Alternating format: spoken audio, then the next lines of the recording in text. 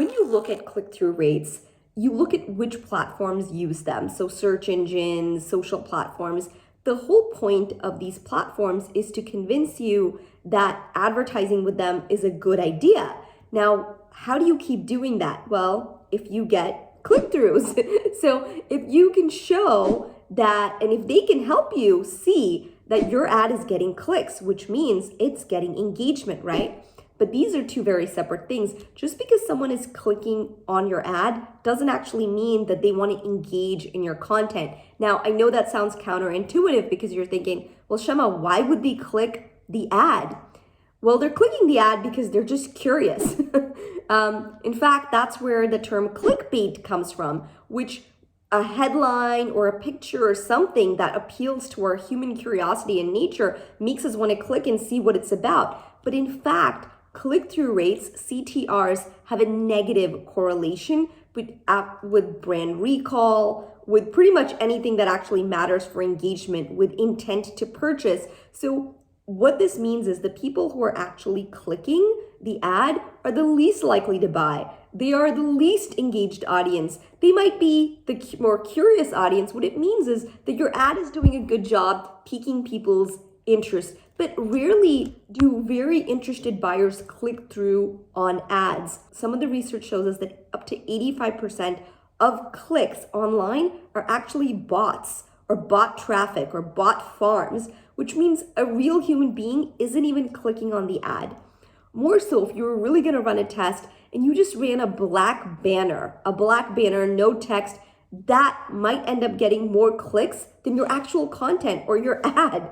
Now, you may say, why is that? Curiosity. People are curious about what is the black box, so they click on it. Or bots that go out there and, there's a lot of click fraud. Their advertising overall, performance advertising is dealing with this and has been dealing with it for the last few years. There's a lot of fraud online because you don't know where those clicks are coming from. So really interesting that this metric that everybody relies on consistently to show that their advertising or marketing is working is actually a really poor metric. In fact, sometimes the higher the clicks that you get, the more negative correlation it has through people who can't recall the brand. They don't have positive intent. They don't have buying intent. And so then the question, of course, naturally becomes, well, what do you look at? If click-throughs are just a poor measure of engagement, well, the metric that Nielsen and so many others, and the metric that we ask all our clients to look at and we measure consistently is share of voice, SOV. And basically what this means is how much of the conversation in your industry does your company dominate versus your competitors, all right? So I'll use Zendaya again as an example. You've seen me use her before in previous videos because I think she's just such a great example in so many ways. But Zendaya is a Gen Z princess. She's one of, the most beloved celebs right now. And if you compare her market share, if you will, to others celebs in the industry, she outranks them all. But then the way you look at this is the share of voice. So the amount of stories about Zendaya and what she's wearing and what she's doing are also higher than all her competitors and peers in the industry. So as people talk about her more, her clout increases, her influence increases, and hence she's able to command higher fees for her movies. Her market share goes up. Companies are no different. It used to be for hundreds of years that we valued exposure over fake interactions. Think about when you're watching Netflix or as you're watching this video, if every few seconds I stopped and said, are you finding this helpful? Please click on this if you are. It's a very distracting, right, at best, and at worst, a complete mess of a way to really check engagement of whether people are actually engaging with your content, which is constantly getting them to take some sort of action to let you know. Now, yes, that may give you some numbers that may look good for your reporting, but it really doesn't add any value to the audience. It doesn't build any trust. It doesn't build any integrity, and it definitely doesn't help increase your influence. And we're living in a time where influence is very much the currency of choice, all right?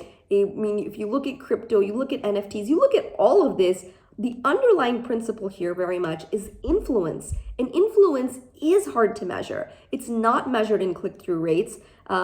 Share voice is the thing that comes closest to letting you measure how much of that conversation do you really own in the marketplace.